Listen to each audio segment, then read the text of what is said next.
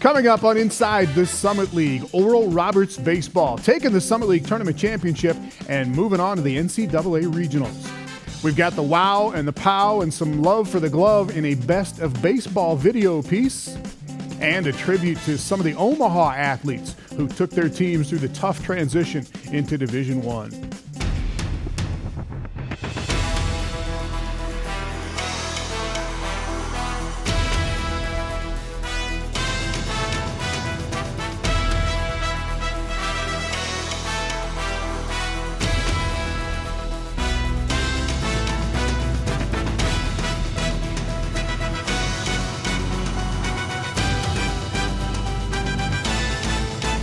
Welcome to Inside the Summit League. We've got Commissioner Tom Douple coming up as well, talking about some of his favorite moments from the past year and a look back at all of the league championships from this past sports season. The final championship of the year is claimed by Oral Roberts in baseball. The Golden Eagles are headed now to the NCAA tournament. ORU will play Arkansas this Friday in Stillwater, Oklahoma. Oklahoma State and St. John's are the other two teams in the regional tournament.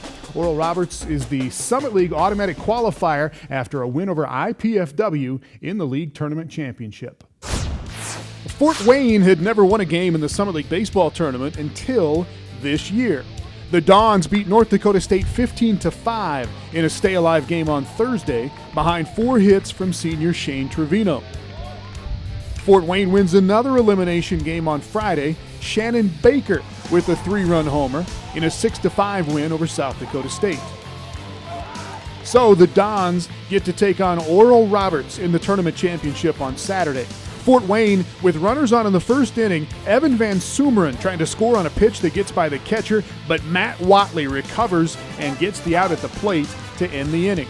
And that is as close as the Dons would get to scoring a run, because Oral Roberts freshman pitcher Bryce Howe had it working.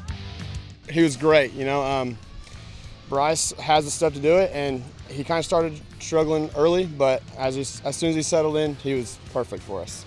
The first 3 innings, I think it was, I was struggling with my command, and then actually one of my teammates, Logan Midco, came up and started talking to me about going out there, like when I threw before in other games, and being confident, going out there, don't show any attitude. And it had to help to have Watley behind the plate. He and Howe have been teammates since grade school in Claremore, Oklahoma. I think it's great. It's awesome. We've been playing baseball together since we were 8 years old, and I'm just very fortunate that we get to keep playing together. It's cool. It's been, I don't know how many years it's been. It's been a lot of years that I've been throwing to him, but it's been great. It's got a good connection throwing to each other, so it's fun.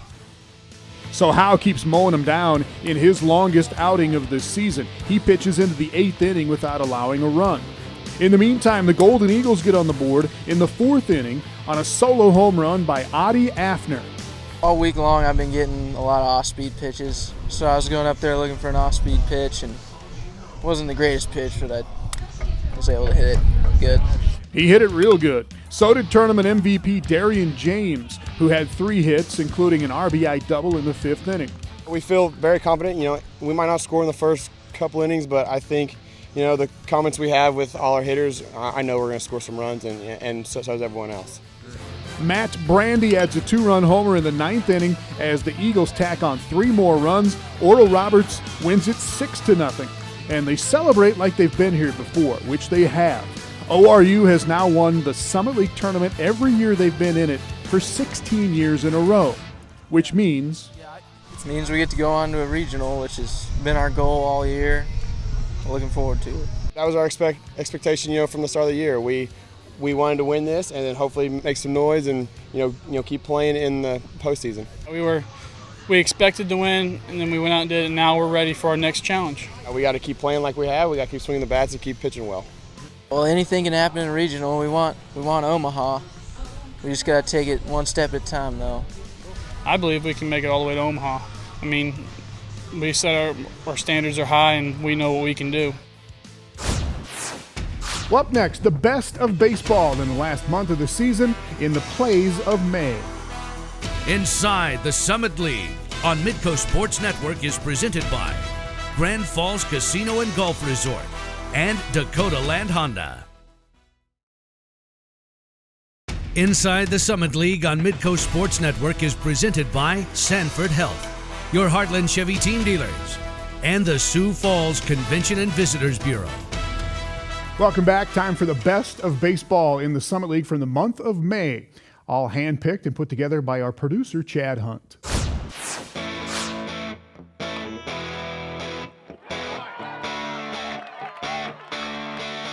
Come on! That's right! Oh, yeah! That's right! I get up every day when the buzzer starts ringing. Step out on the porch and I hear the birds singing. I'm doing what I love and I ain't no snob. Taking care of people, that's my job. That's what I do, that's who I am. I make no excuse for being who I am. That's right. That's what I do, that's who I am. Make no mistake, I know that I can. Oh yeah! Come on!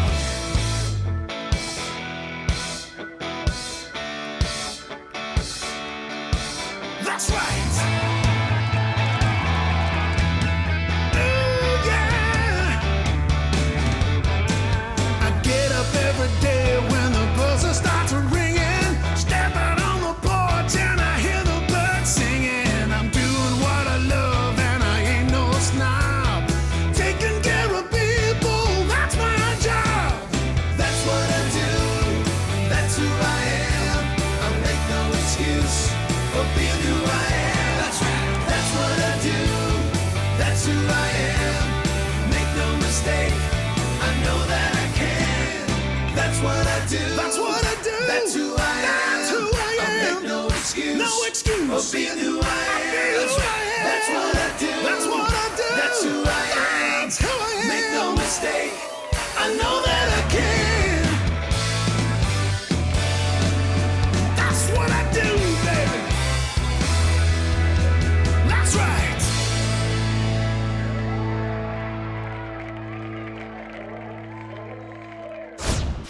Up next, from an academic All-American of the Year at Western Illinois to a Jackrabbit win over the Rams, some of Summit League Commissioner Tom Douple's favorite moments from the past season.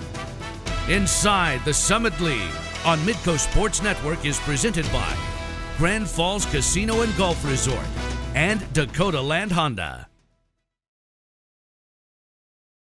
Inside the Summit League on Midco Sports Network is presented by Sanford Health, your Heartland Chevy team dealers, and the Sioux Falls Convention and Visitors Bureau. Well, Summit League Commissioner Tom Douple made a quick stop in Sioux Falls over the weekend to check out the baseball championships and hold a couple of meetings at the Sanford Premier Center to talk about the league basketball tournament there. He is now back at his office in Chicago, keeping a close eye on how the league is looking on a national scale. We get caught up into that in the league office, looking to how we compare against other leagues, how we compare nationally. You know, in track, we have a few men and women that are competing at the national level, and they're nationally ranked. They don't have an RPI or rankings except for individually in track, so that's a thrill for us. Obviously, Oral Roberts in baseball, and then North Dakota State in basketball. Another thing that gave us really good credibility was South Dakota State's men's team beating Colorado State on the road in the opening round of the NIT, and they were ranked 23rd in the country at Colorado State, so that was a big win for our program as well. Well, we had a great year. We host 19 championships. Everyone was, very, very competitive. We had an outstanding year academically with our student athletes, but there's probably a few things that really stand out for me this year. One's an individual. We had the Academic Player of the Year in women's basketball in Ashley Luke at Western Illinois. There's 4,500 student athletes that compete in women's basketball, and to be named the single one for an Academic All-American Player of the Year, that's an accomplishment. on top of that, she was our player of the year for athletically in the league. So the statement there is, can you come to the Summit League and be the player of the year and also the academic player of the year in the country? And the answer is yes. The other one obviously is the tournament, men's and women's basketball tournament. We drew over 60,000 fans to that tournament. Every game was on an ESPN network. Got a lot of great publicity nationally. It was very successful financially for our league members, but the experience that we gave our fans and our student athletes, I'd put it up against any tournament in the country.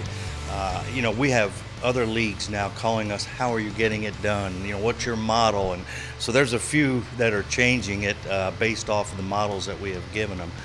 And the other one that just happened recently was North Dakota State's softball team.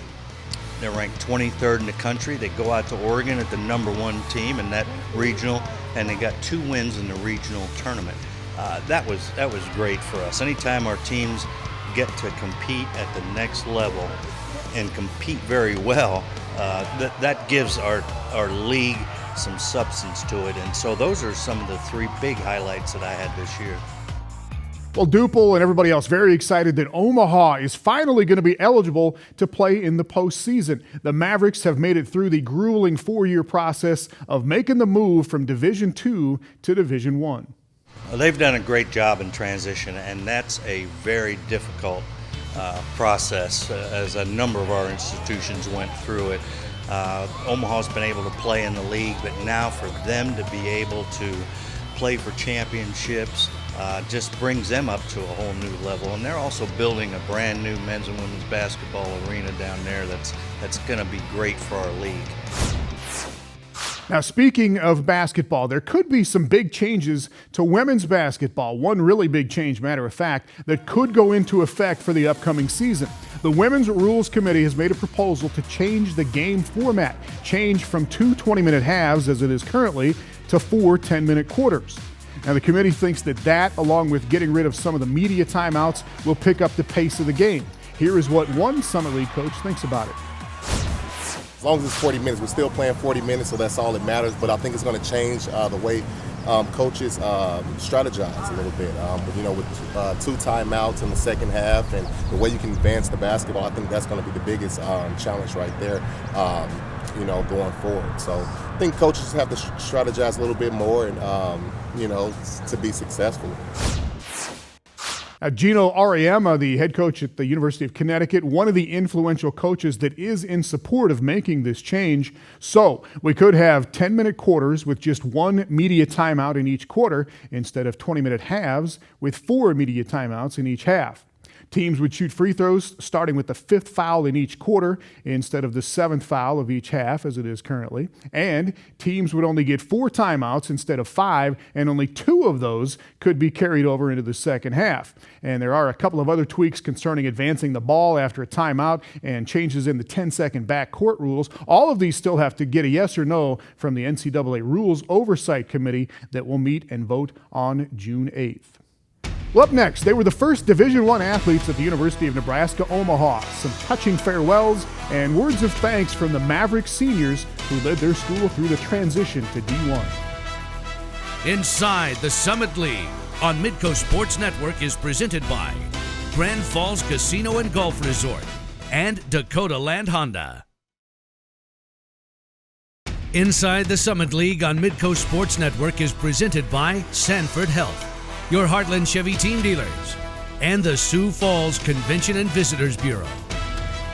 Well, I know Denver is the pioneers, but this year's senior class at Omaha has truly led their school on a trek through the wilderness known as the Division I transition. They've had 3 years of competition in the Summit League, but no chance to play in the postseason, and they would all do it all over again.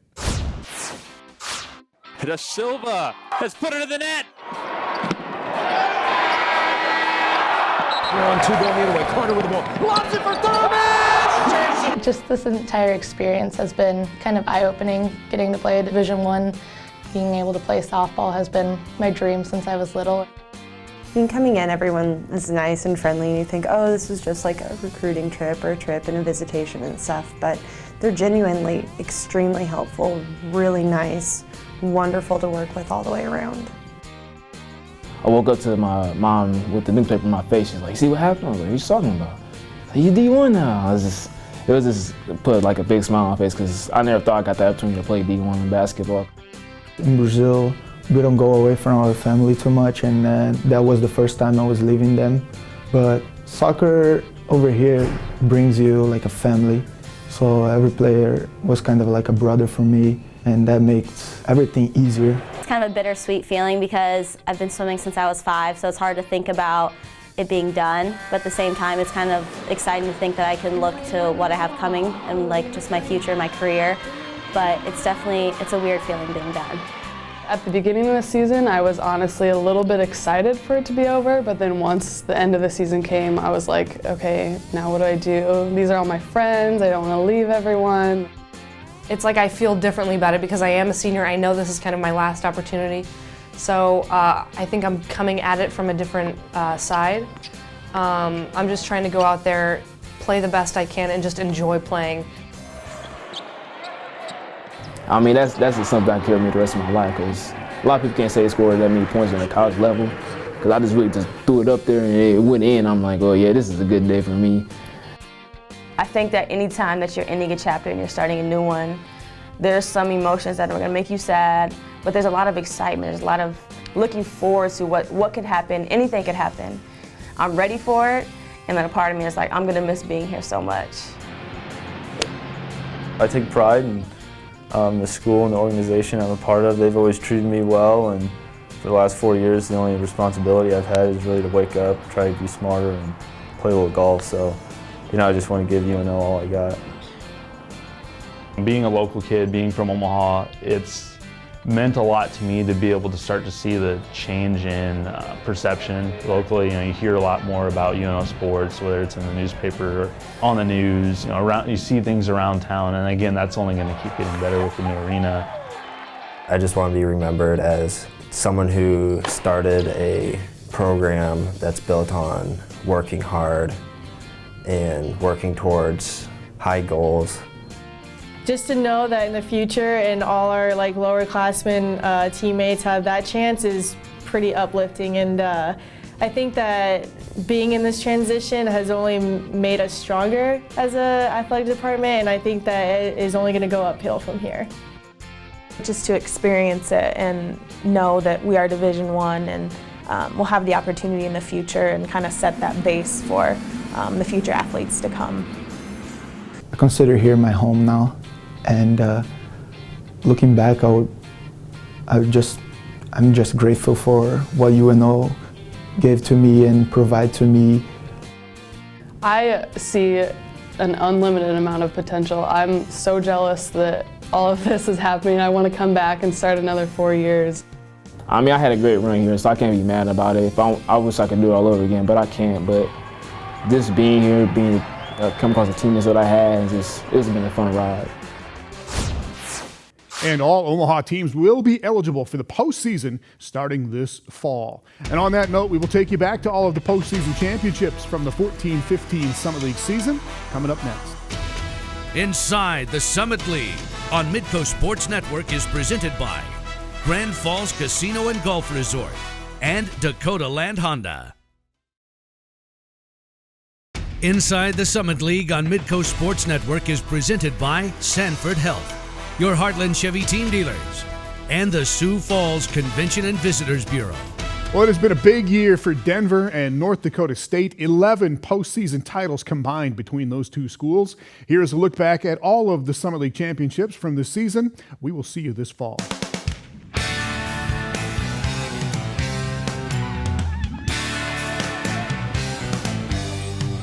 Starting today, it's time to look ahead, 'cause the future is burning bright. Make your dreams reality, 'cause you've got them in your sights. The time to start is now. Penalty. Paul steps up and she's put the ball in the back of the net, and the celebrations can begin. South Dakota State are the champions. It takes the right commitment. You've got the heart and ambition.